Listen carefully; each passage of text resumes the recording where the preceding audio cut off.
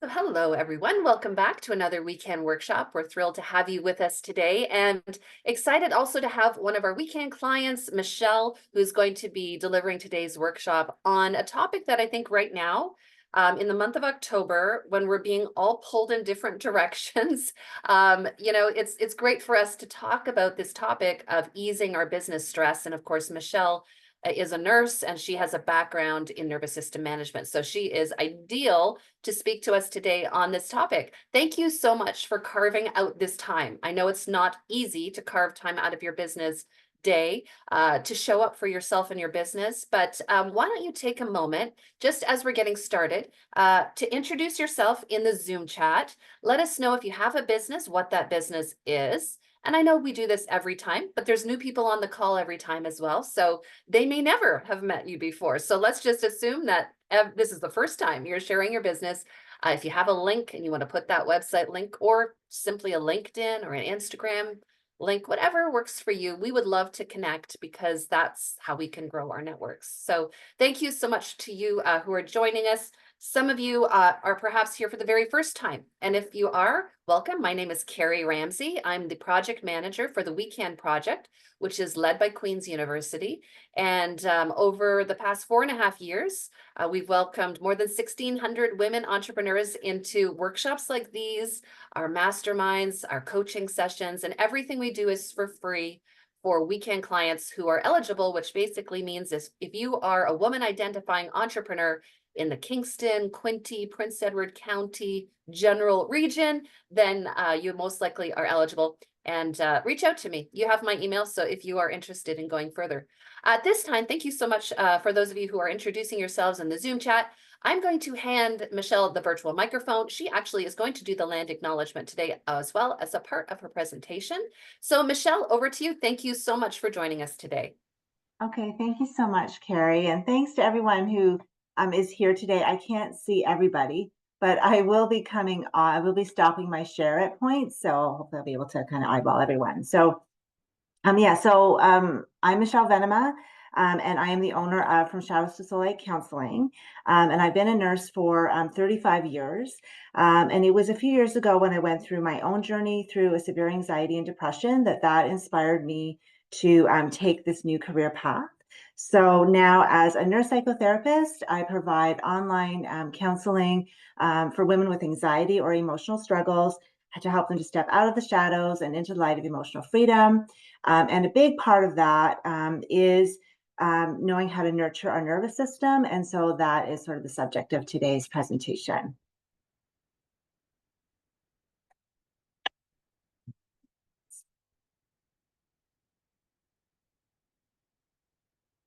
For some reason, it's not moving. Try your forward arrow. Try your arrow key on your keyboard if you push the forward one. If not, we can just exit out of the slides and go back into them maybe. Okay. Yeah, for some reason, and we tested it, it's just not moving. Let's give it a try. Okay. Sorry, folks. Technology is a source of I stress. know. Let's be honest. And we test it, and then there's still issues. There needs to be a workshop on technology stress. Good to see your faces. Now we get to see your faces. Yeah, well, some of them, yeah. Okay. All right, give that a try. I don't know why it's not advancing. If you click on this on the slide itself, maybe. Let me just do it. Okay, so something happened. Okay. So I'd like to start with a land acknowledgement. So I'll just read it out. So from the beginning of all things, the Indigenous peoples have loved and revered this land that we call home, and I thank them.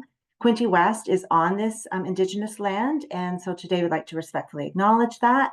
And I honor the traditional territories of the Anishinaabe, Huron-Wendat, Haudenosaunee, Iroquois, and the Mohawks of the Bay of Quinte First Nation. And I also just want to take a moment to just acknowledge that there is a cultural safety training course. It's called Sanyas, which means way of knowing. I hope I'm pronouncing that correctly. But you can get information about that. They also have other courses and trainings at sanyas.ca. Okay, it's moving now. Okay, and so just I know this goes without saying, but just a quick loving disclaimer that this presentation is for informational, educational purposes only, so it's not meant to replace any medical or mental health care that you may require. Okay, um, so I just want you to imagine for a moment that you have a business meeting, okay, and you're ready to go, and you're really excited. And this is a really big deal. This could be like a potential, a potential customer, a potential client, a potential partnership or collaboration. You're already kind of running late, but you're going to be on time if you can leave now. And you reach for your keys, and they're not there. So just sort of imagine for a moment what's kind of happening in your body in that moment. So you might feel, for example, a tightness, right? Or a clenching in your body. You might notice a sense of panic. You'll probably notice an indrawing of the breath. We tend to kind of do a kind of a gasp. Sometimes it's audible. Do you have those moments where something happens and you kind of like do that kind of thing? So that's the nervous system in action. And then just imagine that, okay, you had put the key, you were getting ahead of yourself, and you had actually put the keys by the door instead of in their usual place. And oh, thank goodness, here are the keys. And then notice kind of what would happen as you imagine that your body immediately relaxes, right? You go into that, okay. And again, it might not be quite that exaggerated, but you go into that sigh of relief. So again, that's the nervous system in action. And it is actually a cycle, and it's a cycle that needs to complete itself. And we're all experiencing this in sort of mini and big versions, really, in our everyday lives, every day, all day long. But there's not always a completion. Or, as like in this example, there was a quick completion, but there's not always a quick completion. So that's what we're kind of talking about today. So the nervous system, we know it as sort of a protection or protective system that's built into our bodies. And we have sort of those two main branches that probably most of you have heard about, the sympathetic and the parasympathetic. So the sympathetic is that part that prepares us for action. It prepares us to fight off danger or to run from it. We also freeze, and I'll talk a little bit more about freeze later. And then the parasympathetic is that part that relaxes us. It helps us to stay calm and relaxed, and it calms and relaxes us after a danger has passed. And they work together in balance. The nervous system is also the grand central station of the body. So it is very complex. It has many branches that go like from the brain into the body. And it sends messages all over. Messages come back from the body to the brain.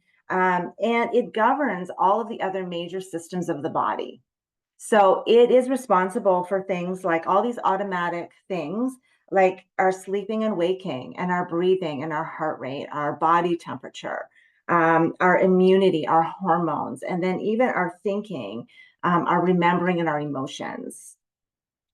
So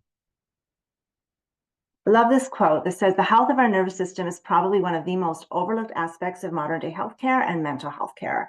And I think that there's a lot more awareness coming into play now. I think that this was certainly a huge factor when I went through my own journey, that this was not immediately recognized. And it was that recognition that actually helped me to eventually overcome the anxiety and severe anxiety and depression that I had.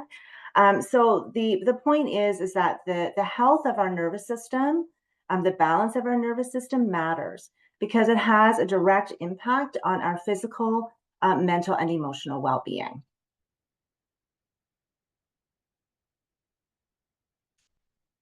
So our business stress. So we're all here because we're in business.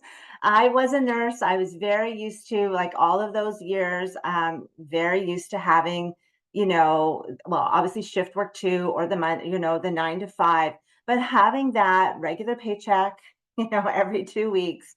And so I launched my business just over a year ago. And so I'm an entrepreneur myself. And so now I understand, the stresses that go with business, and they're very real.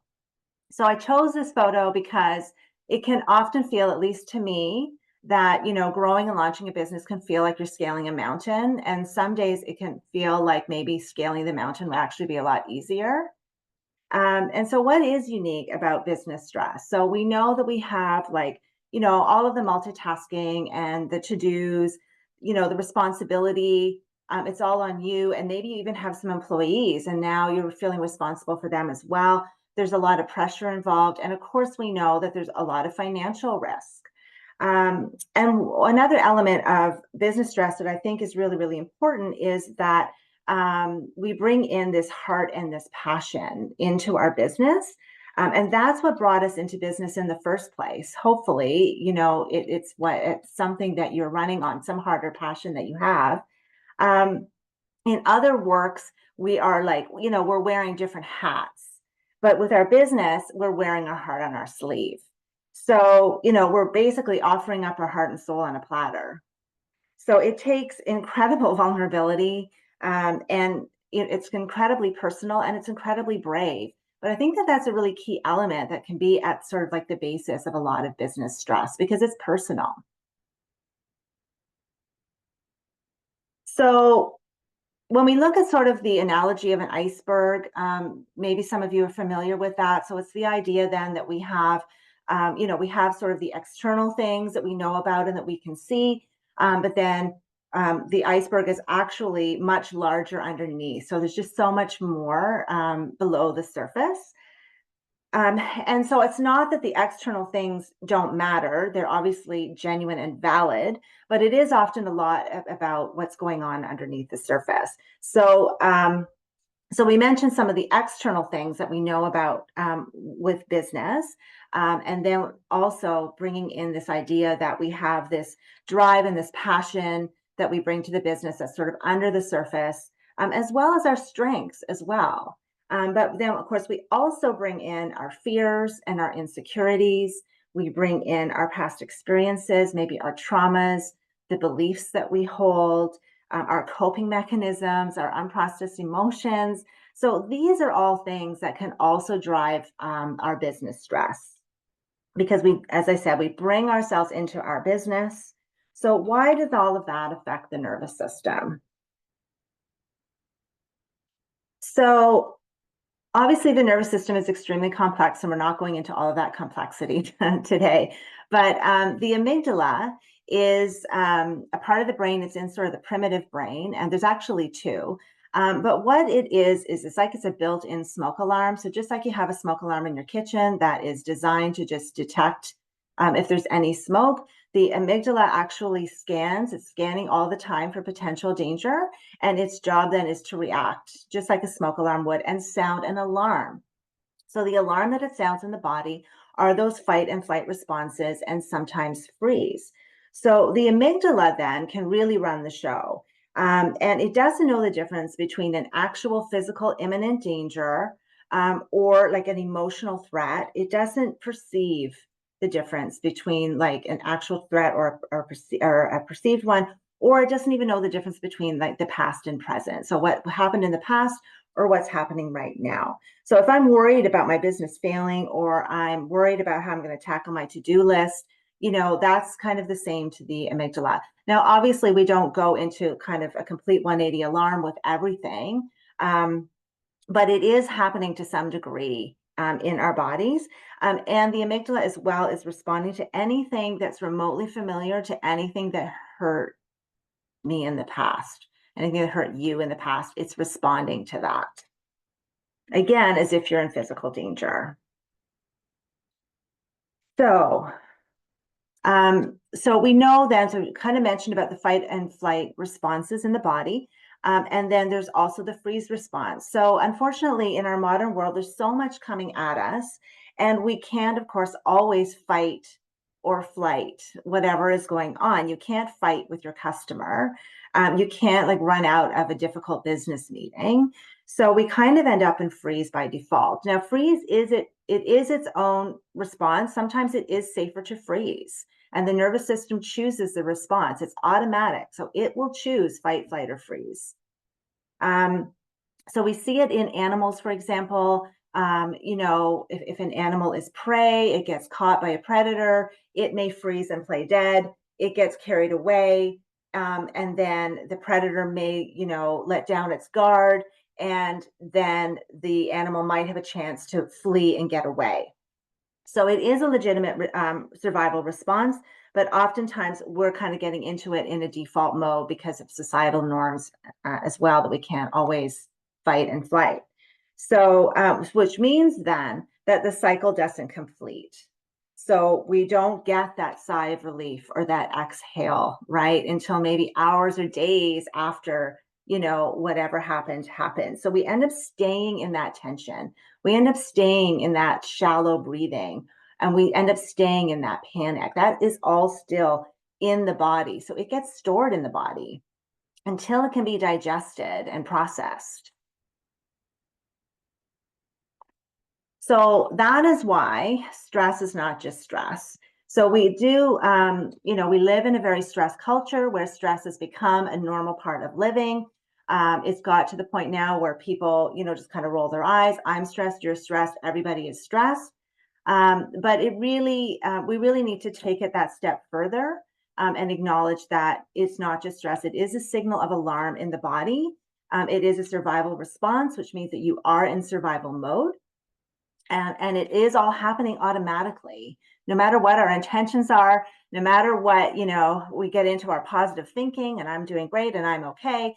But this is all an automatic process that's going on. So how does stress show up for you? So stress can show up. I mean, we often, we all have sort of very common things that happen like in our bodies. And we're going to talk about, thoughts and feelings and behaviors as well. But, we also have differences as well. So it might show up differently for me than it might for somebody else. So it's really is important to know what your signs of stress are. And it can also become normal. So we can actually be walking around in a really, really tense and be really used to that. So it really feels very normal for us. So some of the symptoms then, tightness and tension, trouble relaxing. Even when you have the opportunity to relax, you find yourself restless and fidgety, or you're looking for something to do, generally on edge. A lot of people are having sleep issues. You're tired, but you go to bed and you're just wide awake, right? Some people feel, palpitations, that shallow breathing that I mentioned, heat and sweating. And just a note on, women who are in perimenopause and menopause and hot flashes, for example. We know, of course, there's a hormonal element to that, but there's a credible amount of stress for women in that age group, particularly if they're in business, because they've got the business stress. But they also have, like, they're facing, that imminent sort of empty nest for a lot of women, or they're in that empty nest. Just that pressure to do it all, or now that the kids are not home, I can do everything. Caring for aging parents is another thing that comes on women of that age. And then of course, there's the whole aging piece, in society around aging. So there's a lot of sort of survival stress that's going on for women in that age. And then we tend to dismiss a lot of the symptoms that are happening as well. It's perimenopause and it's menopause, and we're not like factoring in, the role of the nervous system as well. So it's not that, and I'll just, other point here too, just on illness then as well. So we know we're starting as well, there is more awareness, that a lot of physical illnesses are coming from stress. So digestive issues like Crohn's and irritable bowel syndrome, autoimmune diseases used to be thought of as that the body's attacking itself. Now it's being seen as the body is protecting itself. That's survival mode. Chronic pain. As a nurse, I would see so many times people like normal blood work, normal x-rays, normal whatever it was, but they were having all of these symptoms. So it doesn't mean that we don't need the medical piece, because we absolutely do. But we do need to factor in the role of the nervous system as well, because it can alleviate a lot of symptoms or ease a lot of symptoms and a lot of illness. And having that chronic state of survival mode, what that means is that your body is taking all of its resources and putting it into preparing you to fight or flight. So that's a tremendous amount of pressure that's happening in the body. And so of course it's going to take its toll on us eventually in terms of illness. And being able to then to see it that way, to see that This is all about the nervous system trying to protect itself, and it's automatic. That's the gateway, for compassion. So also then thoughts and feelings. So when we're in like that survival mode, we may have difficulty focusing and concentrating. We may have difficulty retaining information. Our thoughts can be racing. And of course, then we have all of those fear and worry thoughts. So it really starts with the body. And this comes from Dr. Russell Kennedy. I want to mention it because he has an amazing book, which I would say is a recommended read for people because it's an easy read. It's got a lot of really good information. He's a Canadian doctor and neuroscientist.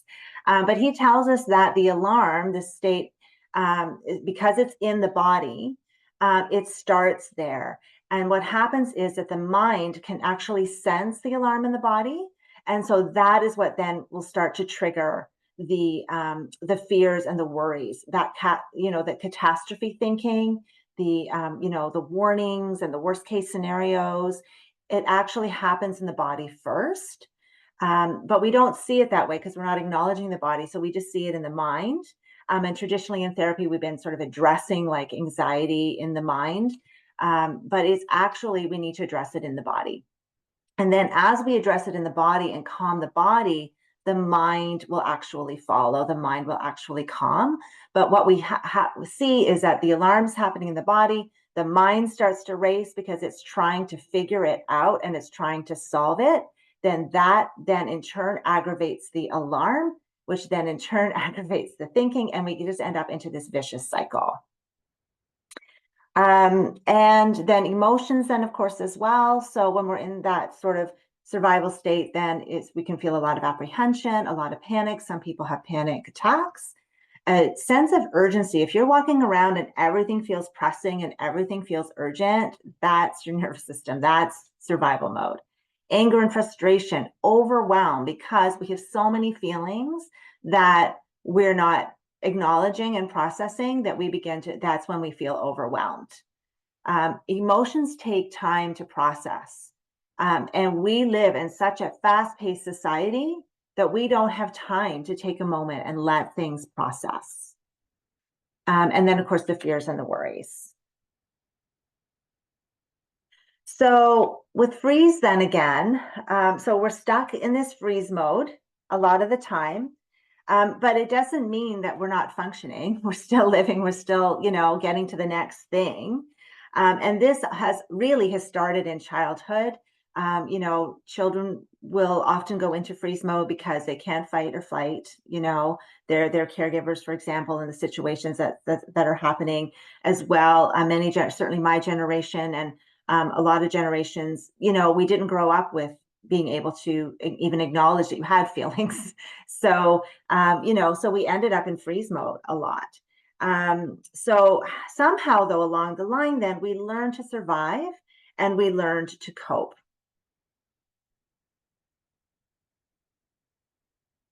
So that's when we get into our coping mechanisms then.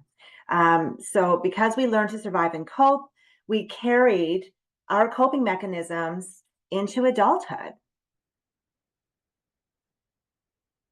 So how have you survived? So, it's Dr. Gabor Mate that talks about adaptations that we learned to adapt from childhood. So sometimes then we may tend to, overreact. And you may see that, when you see somebody reacting to something that's not a trigger for you, then you see them and you're like, oh my goodness, calm down. But again, remember that it is an automatic response. We can tend to get very controlling about things, so we can have a sense of certainty. I'm going to take care of that myself. Perfectionism is very common, especially with women. Pleasing and appeasing and submitting, those are sort of those fawning behaviors.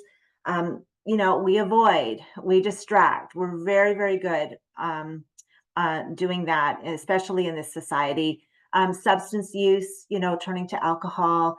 A lot of people still smoking these days.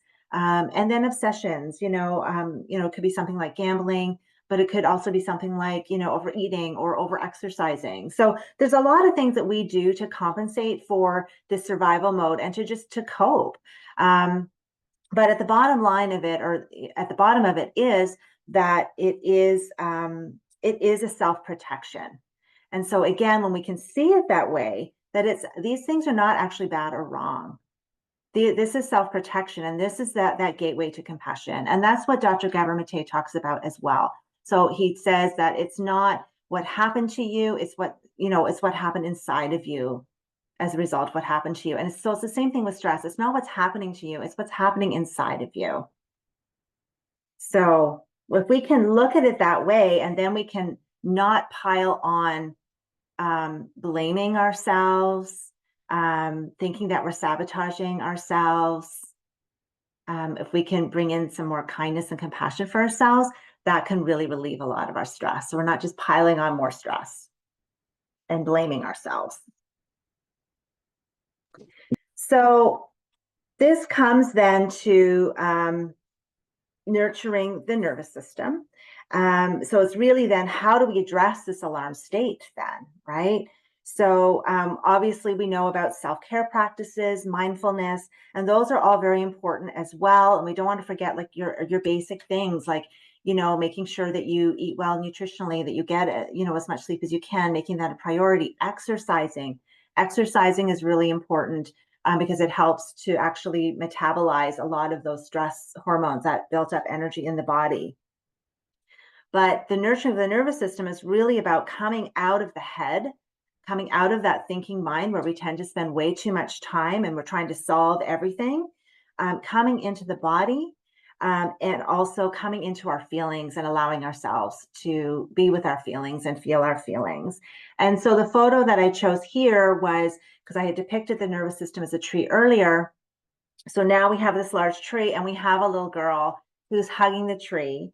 And that is just bringing in this idea that because a lot of this has started in childhood, nervous system management, a lot of it is about soothing this younger part of ourselves. So this alarm part that is still, is still afraid inside of us, is still alarmed.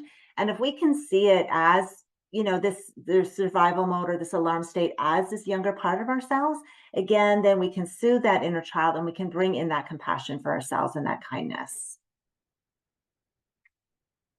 And then and reconnect with ourselves. So, with this, with like the stored stress in the body, right? We have the buildup of those stress hormones, but we also have a buildup of energy, and emotions are energy in motion. So when they get stuck in our bodies, they remain unprocessed. So what we're wanting to do then is to get from that gasp, right, from that to the right, and let that happen faster.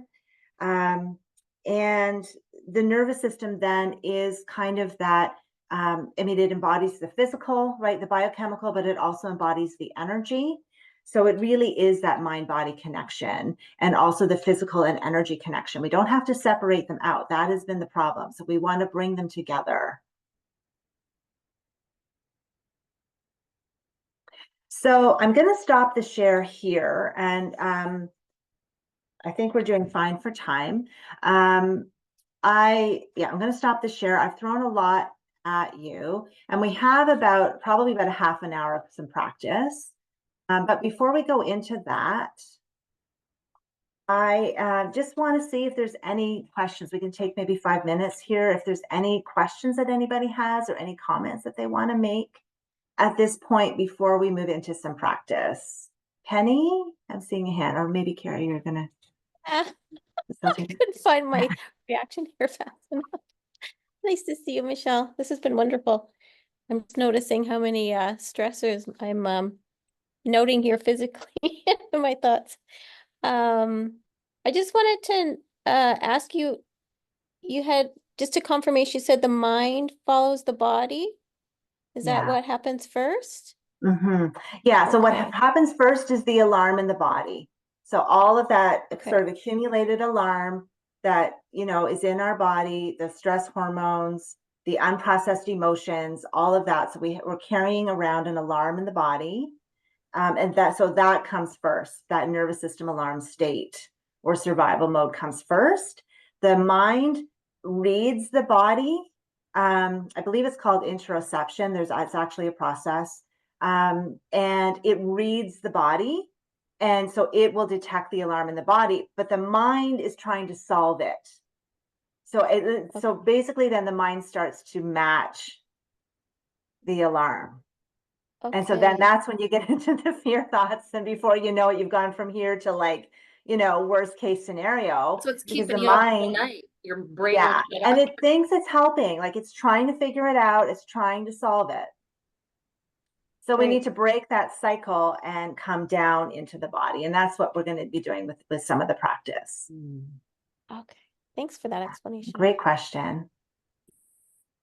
That's so interesting that you say that, because I think that, and again, when we're all isolated and alone, and we've said that in the Zoom chat that's coming up as solopreneurs, we think it's just us and we are losing it, right? Whereas actually when we understand, like knowledge is power. So when we understand what's happening in our body, we're better able to cope and to manage it. So I think that's brilliant. I love how you're putting this, Michele. Yeah, that's not a personal failure. It's just that, okay, this is the way I'm built, right? So yes, I'm nervous to do this presentation today, or yes, I'm nervous about like whatever it might be. And yes, you're going to deal with that, but you're also going to acknowledge what's happening for yourself, yeah, in your body. Any other questions before Michele moves on to the practice portion? Go ahead, Cheyenne.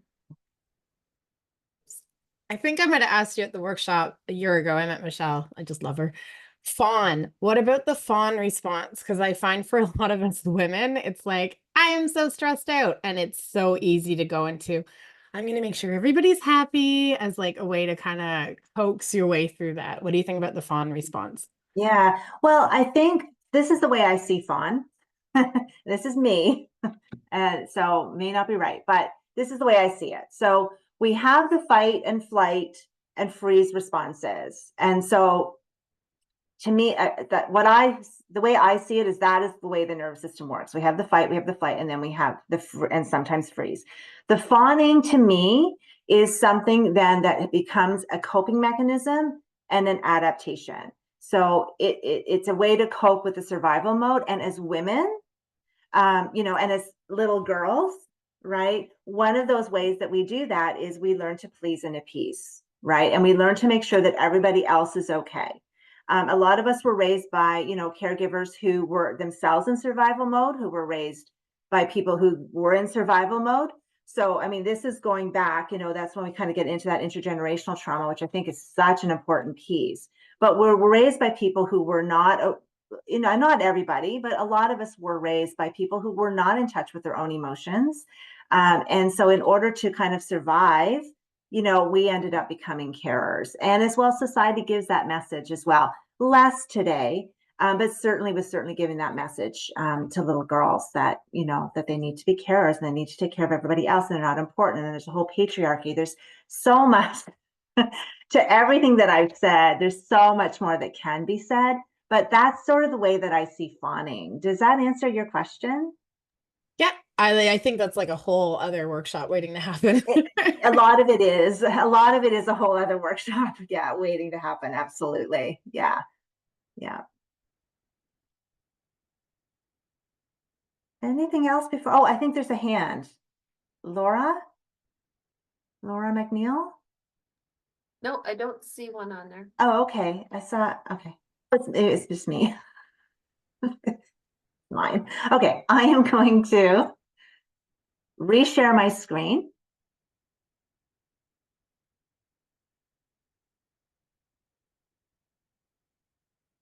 Okay. So we're going to move into practice, and it is practice, not perfect. That was one of the things that when I went through my own therapy experience, my counselor said to me, Michele, is practice not perfect? So that's very important as well. So because we are human beings with a nervous system, we're, and we're living a very, very, stress-filled life. So the goal is not to have like an absolutely, perfectly regulated nervous system 24/7. That's not going to happen. So we're just going to do our best. And so it is practice, not perfect. So as we go through these exercises, because we're in a group session, we're not going to be going like really in depth, but do take care of yourself. So if you do need to take a break, if you need to go off camera or something like that, then, do that. If your eyes are closed, open your eyes. But if you do need to, take a break, then please take care of yourself. If you do have to leave the workshop, then just put something in the chat to just let us know that you're okay. All right. Okay, and now it's doing that thing again where it doesn't want to. Let's see if I click. There we go. Okay, so what I'm going to do actually for this practice is I'm just going to show you a few slides, and then I'm going to come out of the slide mode again. Okay, so each of the exercises that we're going to do them one after the other, but they can be used each of them on their own. So you can just pick and choose what works for you. And then, of course, each can be used a lot longer than what we're going to be able to practice here today, or it can just be a few seconds. These are exercises that I found really helpful for me, and they're very simple. They're very practical. And of course, there's many, many, many, many things that you can do, to nurture your nervous system. So we're just taking a few things here. And I mentioned as well the importance of diet and sleep and exercise and those basic things and self-care. But these are designed to just, get us out of the head and into the body. That is the goal. These are sort of more what we call the somatic, practices and exercises. And somatic just means relating to the body. So when you see the word somatic or soma, that's what it's referring to. So I'm just going to show you the slides and then we'll get out of it. So I'm going to talk a little bit about breathing. We're not going to go through any specific breathing exercises. We're going to do a heart exercise. We're going to do a body scan, which is one of my favorites. We're going to get into the feet, which is another one of my favorites. And then, of course, we're going to do some tapping. We're going to do a tapping exercise, which is my favorite. And then hopefully we'll have time to close with a visualization. So I'm going to stop the share. Okay. So that way you can, once we get started, for those who feel comfortable, I will be inviting you to just close your eyes and just relax as I lead you from one, to the other. Okay. So with the breathing, then I just wanted to just mention with the breathing that you want to make sure that you're breathing from your belly. Okay. So when we do get stressed, we get into that shallow breathing, we can tend to breathe up in our chest. So one way to just check yourself is to just place a hand on your belly and then just let yourself take a nice deep breath in through your belly. So I'll just invite you to do that now, just to practice that. And just relax your body and just take a nice deep breath. Making sure that that belly is expanding. Of course, your chest is going to expand as well. We just want to make sure that you're coming from the belly first. And then just letting it out slowly. I'll just take another nice deep breath. And then just let that out slowly. And when we're breathing, Eckhart Tolle tells us that one conscious breath is a meditation. So just taking one conscious breath periodically through your day, everybody can do that. That is a meditation. When you're doing some breathing for yourself, it can be helpful as well to make the exhale a little bit longer than your inhale. So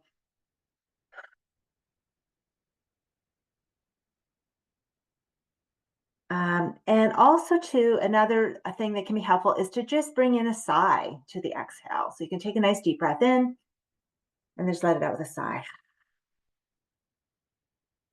Another nice deep breath in and let it out with a sigh.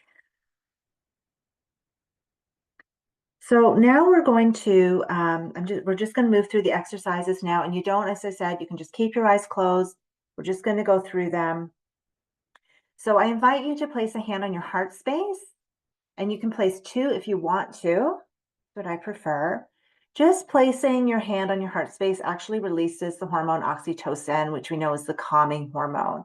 Any kind of soothing body touch that you do, even if you're just, taking your hands just on the sides of your arms, or giving yourself a hug, or placing, if you're noticing a bit of a nervous belly and you place your hand on your belly, that kind of connection touch is very, very soothing. So that is something that you can bring into your day at any point. But while we're in the heart, just going to have you take a breath here, a nice deep breath, and let it out slowly. And then I want you to bring your attention right into your heart, which is located, it's just a little bit to the left, but it's more in the center of your chest. And I want you to breathe as if you're breathing in and out of your heart. And this comes from Heart Math Solutions. We're just going to stay here for a moment. Just letting yourself breathe as if you're breathing in and out of your heart. And just breathing your normal breath. As you breathe, you may notice that your breath becomes a little slower and deeper, but you don't need to force that. You may feel like you want to take a bit of a deeper breath. And if that feels natural for you, then just let yourself do that. And just let yourself breathe as if you're breathing in and out of your heart. And this is a really, really good tool for bringing in your emotions. When you're having some more intense or heavy emotions, you can bring those into your heart. So this gives you a tool to help you to feel your feelings and process them.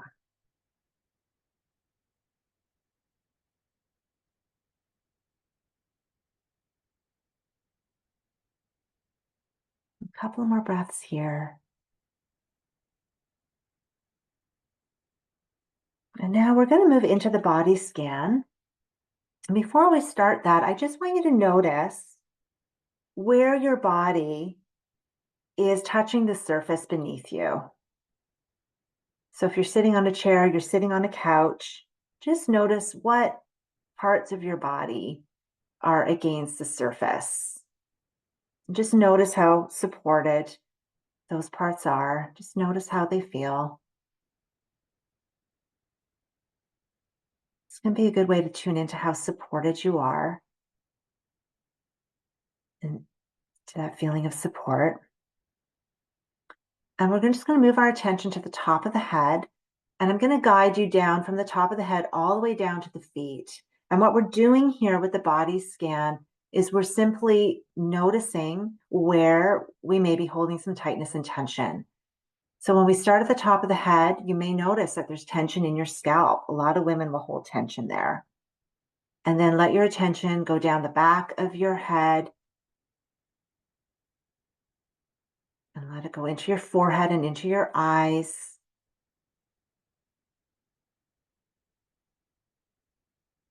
Just letting any tension or tightness that you notice, just letting it soften as much as it's willing to right now. It may not go completely, that's okay. And then down into your neck, into the back of your neck, the front and sides of your neck, and right into your throat. Just noticing any tightness or tension. And this is a wonderful exercise to practice regularly.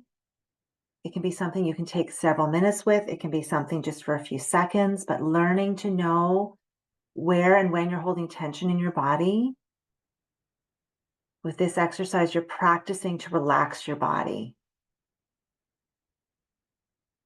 And let the attention go into your shoulders and then down your arms, right into your hands and all of your fingers. Feel free to move a little bit to let your body relax.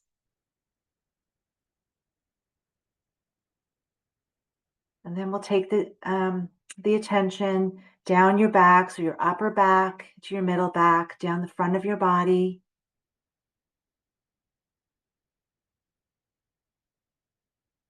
Letting yourself breathe normally. And then down into your lower back and down into your belly. And notice if your belly softens when you get there. We hold a lot of tension in our bellies.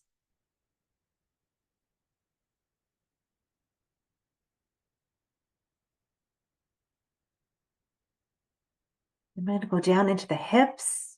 The hips is another area that women tend to hold a lot of tension. Down into your bottom.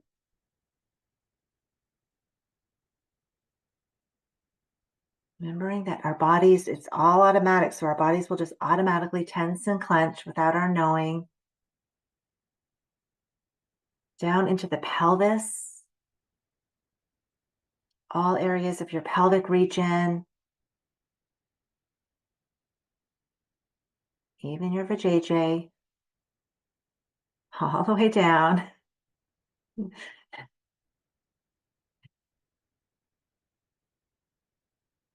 And then down your legs into your knees, down your lower legs into your ankles, and then right into your feet. Just softening any tension that you find and letting it soften as much as it is willing to right now. And this is something that you can even do in just a few seconds. You can just ask yourself, where's my body at right now? How is my body feeling? And let yourself consciously relax your body. And in time, you're teaching yourself to carry yourself more relaxed and to know where and when you're holding tension. And now that we're in our feet, I want you to really go into your feet, right into your heels, into the bottoms of your feet, right into your toes and all of your toes.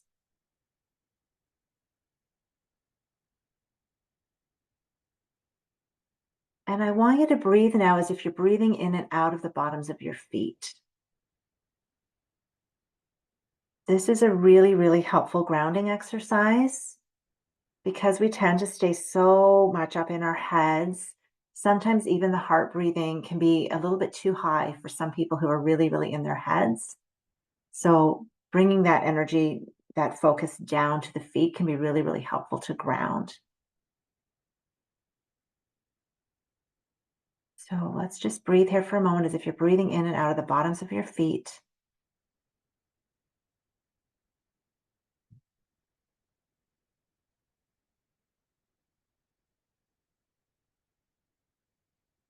And I'll just offer a little visualization here for those who might like that. You don't have to use it, but you can imagine that there are roots extending out of the bottoms of your feet and extending deep into the center of the earth.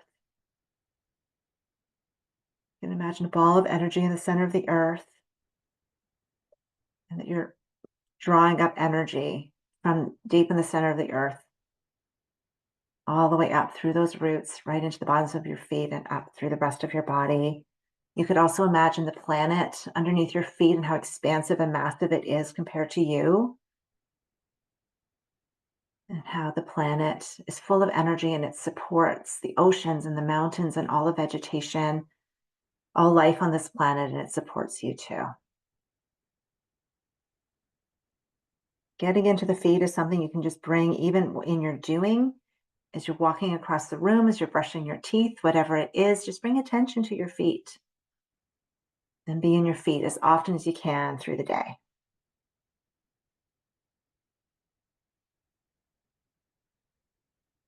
Now we'll take another nice deep breath here, letting it out slowly. We'll just bring attention to your heart space again. Take a deep breath here.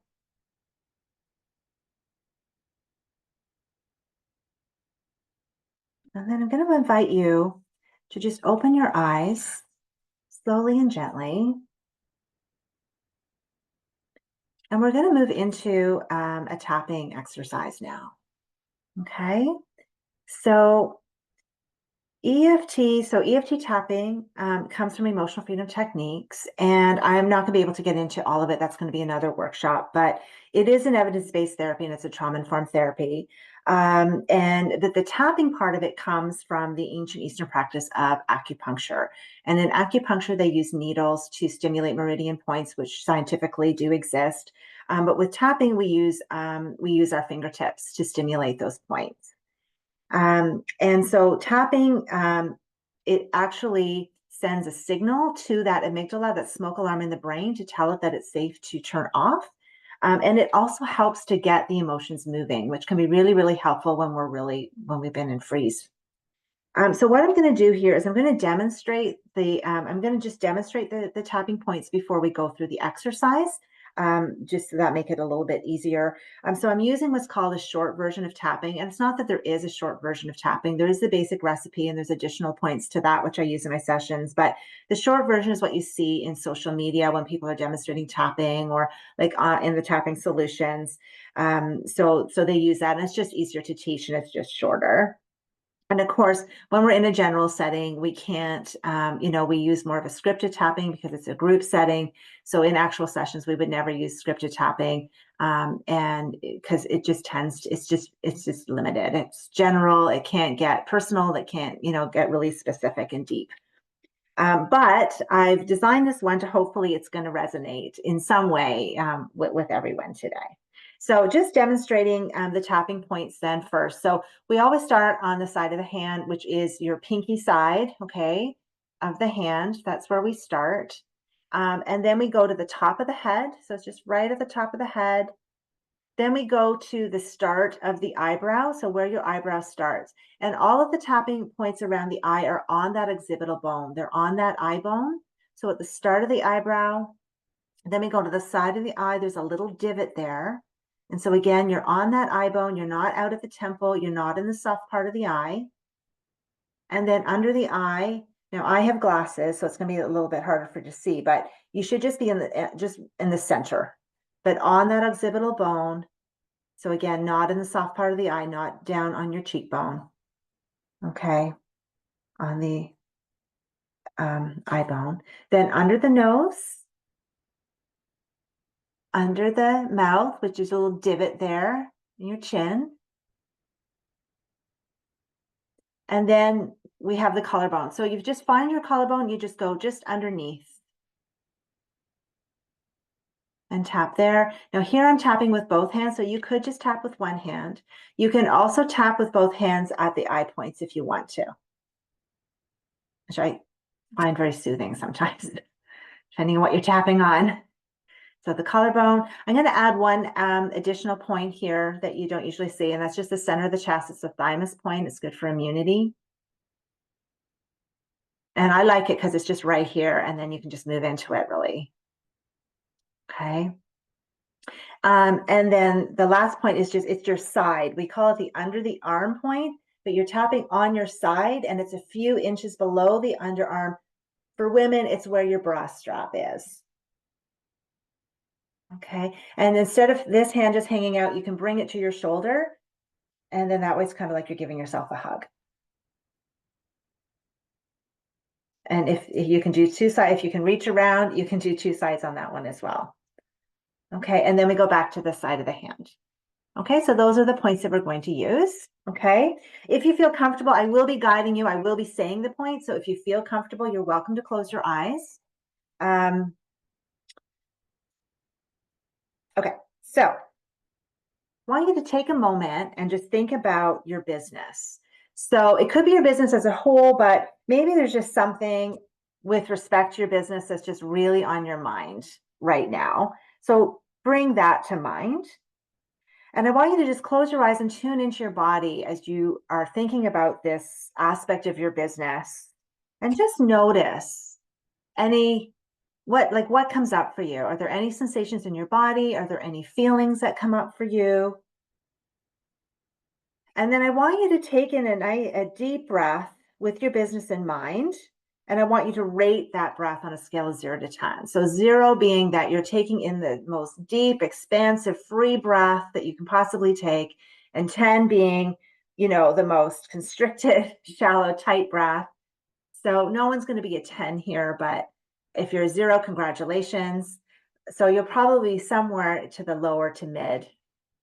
And you're not going to have to share your number. So just take your best guess. But just as you think about your business and then you take a breath, what do you notice?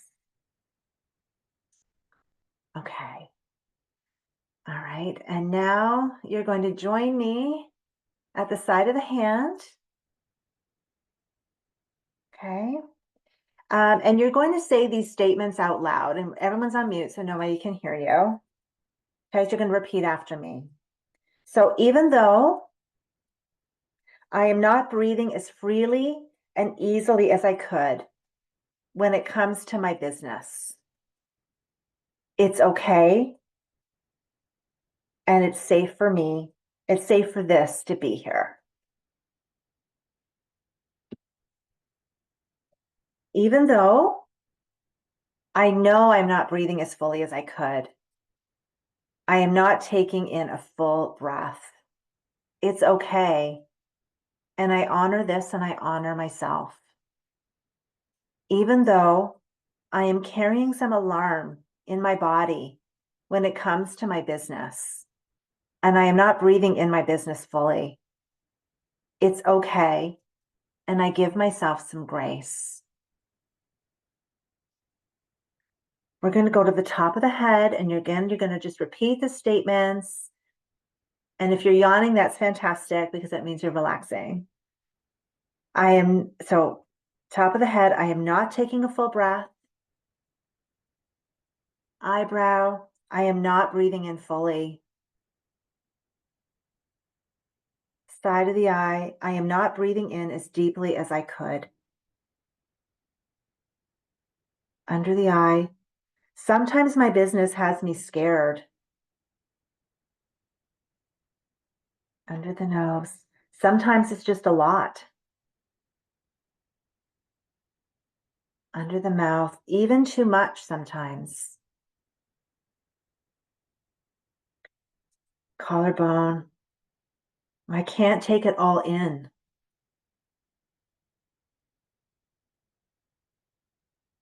Middle of the chest, it's scary to take it all in.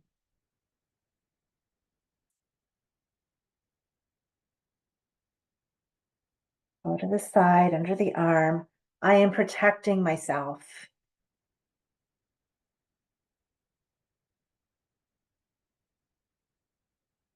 Go to the side of the hand. It's too much to take it in fully. Top of the head. I am not taking a full breath when it comes to my business. Eyebrow. I am not breathing as deeply as I could. Side of the eye. There is a part of me that is afraid to take it all in. Under the eye. There is so much to do. Under the nose. It seems to never end. Under the mouth. It's a lot. And it doesn't feel safe. Go to the collarbone. There is so much out of my control. Take a breath here.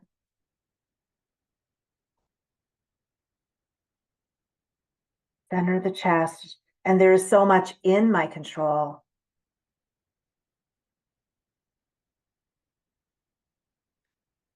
Go to the side, under the arm. It's all on me.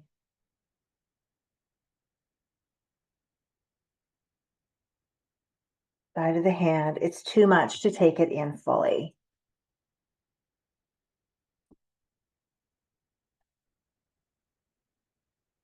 Top of the head. I am not taking a full breath when it comes to my business.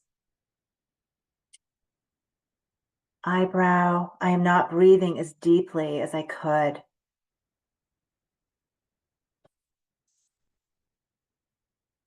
Side of the eye. There's a part of me that is afraid to take it all in.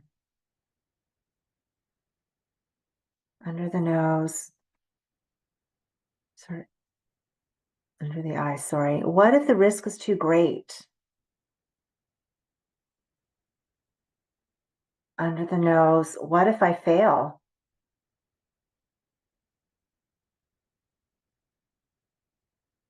Under the mouth. What if I'm in over my head?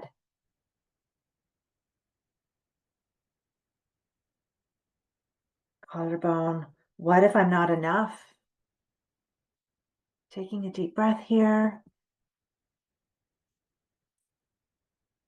Just letting yourself take that deep breath whenever you feel you need it. Letting yourself yawn, that means that your nervous system is relaxing. Middle of the chest. It's too much to take it all in. It doesn't feel safe. A deep breath here. Under the arm. All these fears and doubts.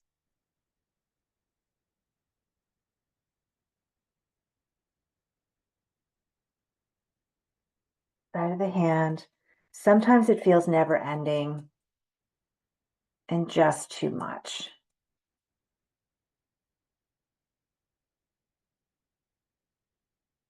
Letting yourself breathe. Top of the head. I am not taking a full breath when it comes to my business. Eyebrow. I am not breathing as deeply as I could. Side of the eye. There is a part of me that is afraid to take it all in. Under the eye, and no wonder. Under the nose, it is a lot. Under the mouth, I'm asking a lot of myself.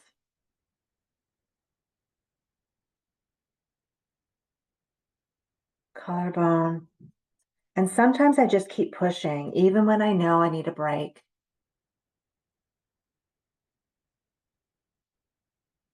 Nice deep breath. Middle of the chest. It's scary. There's a part of me that doesn't feel safe.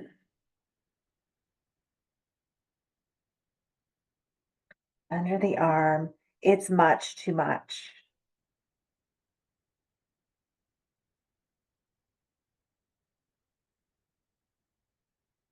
Side of the hand.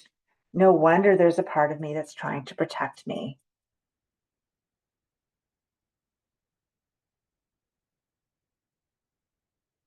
Letting yourself breathe. Top of the head. It's the final round. I am not taking a full breath when it comes to my business. Eyebrow. I am not breathing as deeply as I could.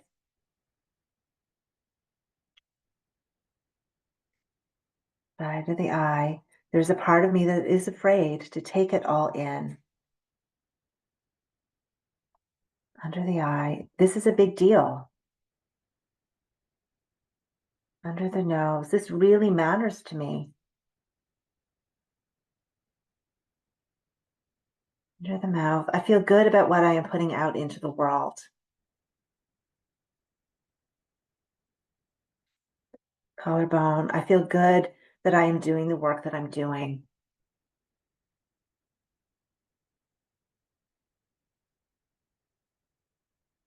Center of the chest. Maybe I can give myself some grace.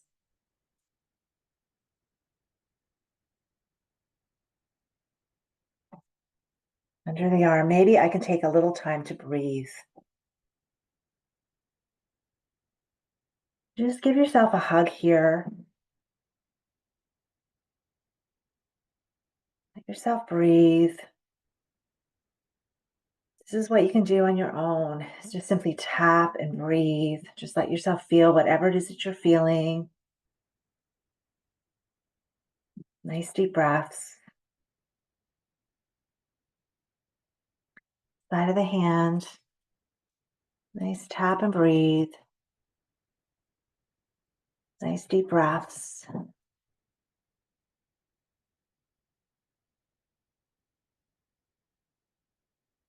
Okay, and I have one final round. Top of the head. Maybe I can take a little time to breathe.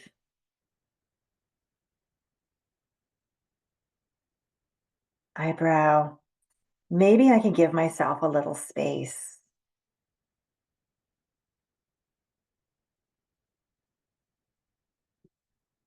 Side of the eye. Maybe I can give myself a little grace.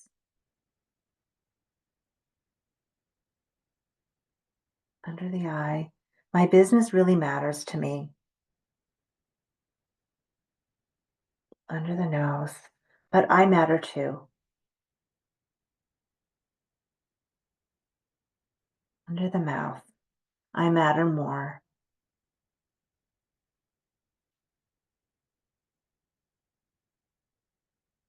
Collarbone. Taking the time to breathe here. Nice deep breaths.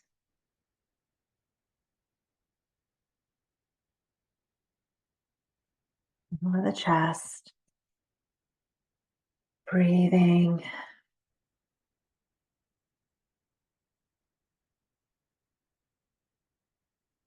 Under the arm.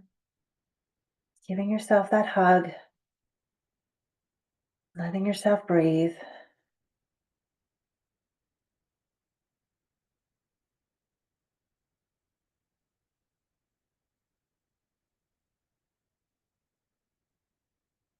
And we'll go to the side of the hand.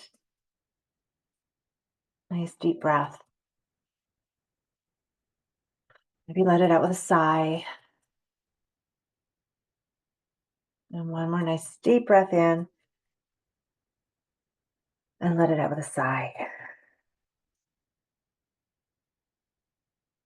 Okay, and you can stop tapping.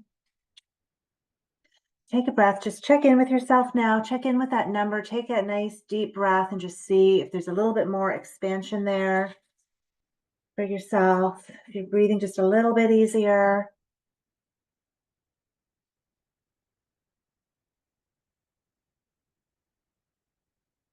I'm going to share my screen again.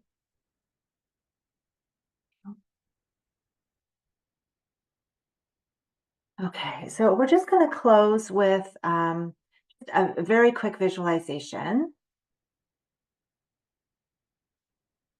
I brought in the idea of the business being that it feels like scaling a mountain.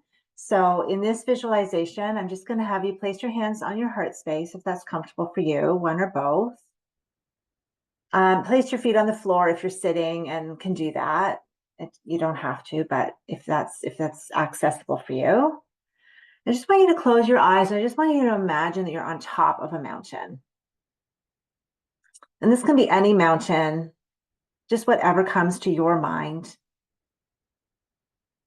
And you're already on top of the mountain. It doesn't matter how you got there, you're there. You're on top of this mountain and it's comfortable, it's warm. And just envision yourself. Are you standing on the mountain? Are you sitting?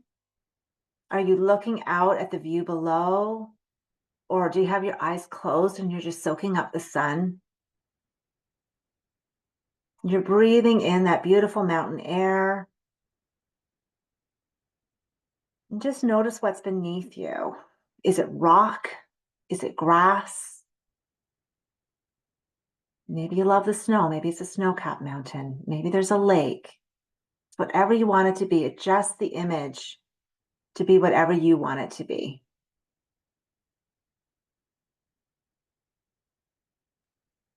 And then as you're sitting or standing on this mountain and you're just taking in all this fresh air, you can feel the strength and the majesty and the stillness of this mountain. Just let yourself take in that energy, take that into your body, the strength and the stillness and the majesty of this mountain. Letting yourself breathe it in and take it in. And then you notice that this stillness and this majesty and the strength of this mountain is actually already inside of you. And you can see it and feel it in this mountain because it's inside of you. It's already inside of you. And let yourself feel that for a moment. Just take that in and let it grow. Where do you feel that strength and that stillness of this mountain? Where do you feel it in your body? The strength and stillness of yourself. Just repeat to yourself, I am strong and still like a mountain. And recognize that this place of strength and stillness is a place that you can access whenever you want because it's inside of you.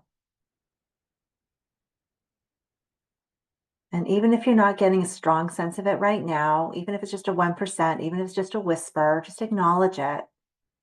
Even if it's just a willingness to get there. That's enough.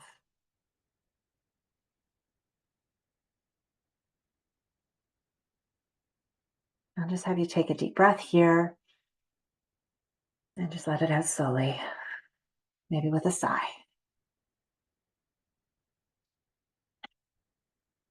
And when you're ready, just gently open your eyes.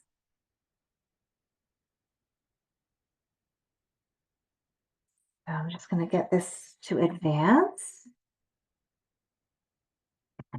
It will. There it goes. Oh, I think it went too much. Okay. So just wanting to just, let people know that, there's nothing wrong with reaching out for support if you need it, whatever support, that may be. So please do reach out for support if you are struggling. Just a reminder that Canada does have a suicide helpline that's been open now for just coming on a year.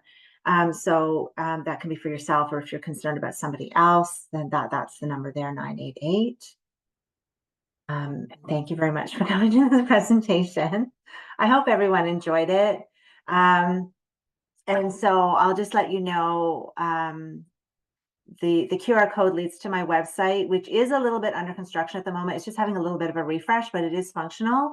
I will have a newsletter. I'm going to be launching it very shortly, so you can sign up for that. And if you like this presentation, this is what the newsletter is going to be all about. It's just going to be about information that's going to help you to nurture your nervous system, and practical ideas to do that, and reminders, and then as well anything that I have upcoming.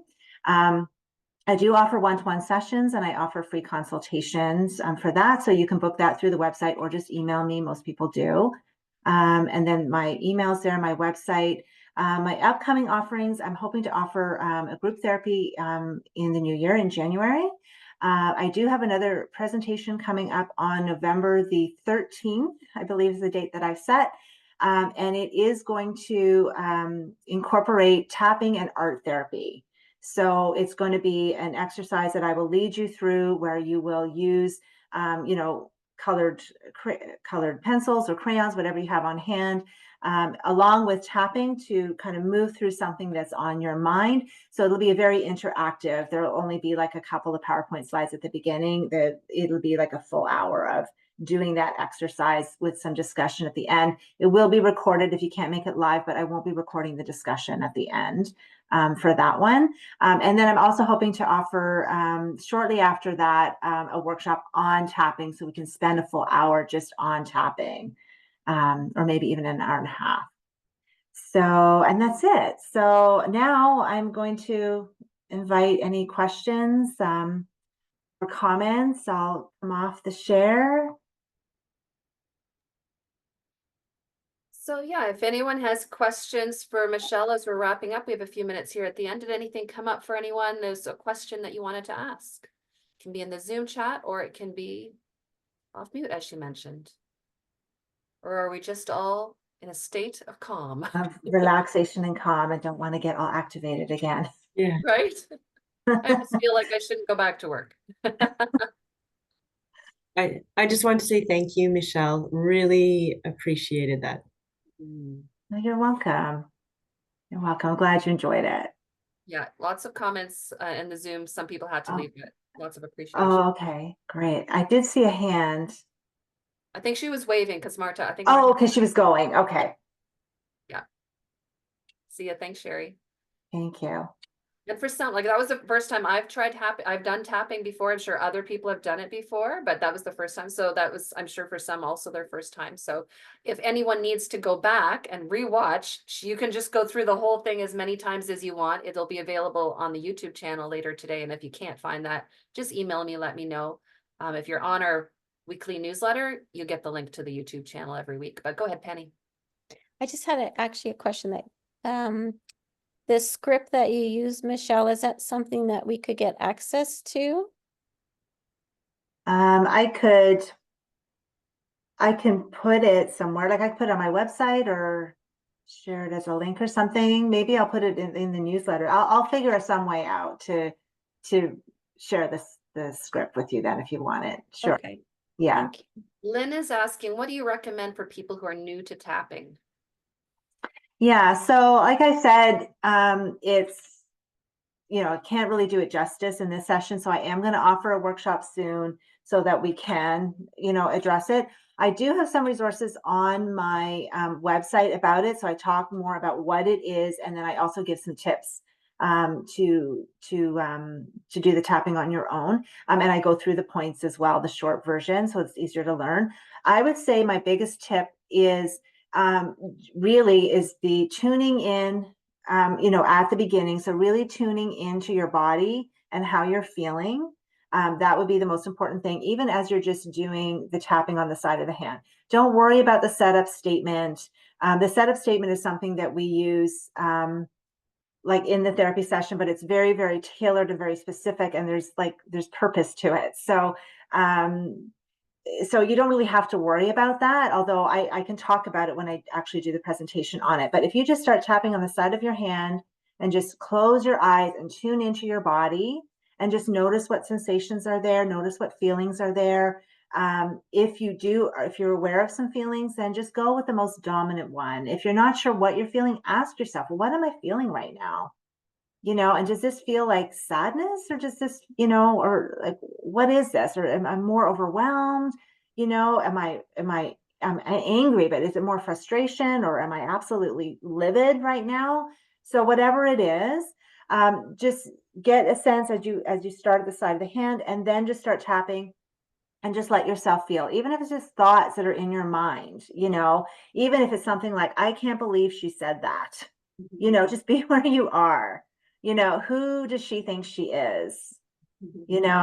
And just let it, because then as you tap, it will shift, right?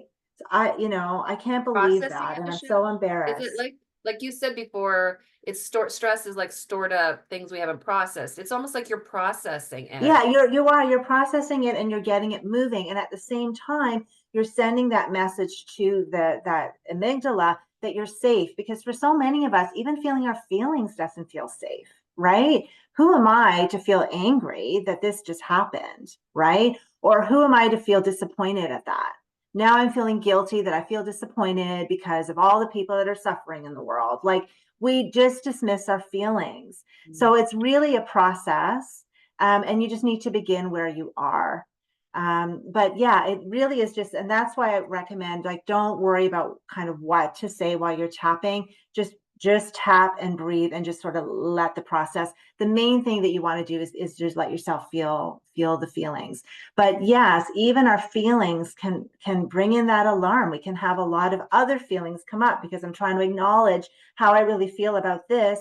Now all of this other stuff is coming up because I can't give myself permission to feel what I'm feeling. And like you said, So that's it gets always very, linked very back. complicated. It's always linked back to past experiences. Yes, That when you said that, I was like, oh, that is very telling. Penny, it over to is. It is. Yeah. I noticed, Michelle, that at some point things like became in a more positive frame Mhm. as you were going through that. So Yeah. is that something when you're doing it yourself and you're noticing things are releasing, then you can start bringing in the positive, or is there a certain, that's why I was curious about the script. Is there a certain point where that it starts coming Yeah. in? It's tricky. So with tapping in sessions, like, we're actually in my training, like, we weren't actually even really fans of bringing in the positive at all. It's a really big thing that's come in with the social media tapping, and the tapping solutions, because you've got a group and they're doing the tapping, and you can't just kind of leave them somewhere. Like, you've got to take them to the tapping. And when I was first starting to tap, I was using the tapping solutions, which I think is fantastic. But then I was finding what I was doing is I was starting to get more into my emotions, is that I was using it for the setup, and then I would pause it, and then I'd be like pausing it for like half an hour, because then I would be like tapping on all my stuff and feeling the emotions, and then I would go back to the end, because so that's the challenge with like with the group tapping, right? Is because I'm going to the positive, and meanwhile, like, somebody else, something, actually they're feeling even more activated because something has come up. So it's really is the most important thing when you're self tapping, is to just make sure that you're letting yourself process, and this sort of like 12-minute tapping that we do is really more of a reset. Like when we're really getting into tapping, like you're tapping, you know, you could be tapping 15, 20, 30 minutes. When I was going through severe anxiety, I was tapping for an hour every day, you know, because it was so severe. I was just, you know, I needed to do that. So, yeah, so the 12-minute tapping is great, but you know, yeah, there's a lot more, there's a lot more to it. So just to answer your question then, Penny, with the positive, you just want to make sure that you're not bringing it in too quickly. But when you do start to feel some shift for yourself in your practice in that moment, then yes, absolutely, you can start to bring in some positive when it starts to feel, you know, when it starts to feel right for you.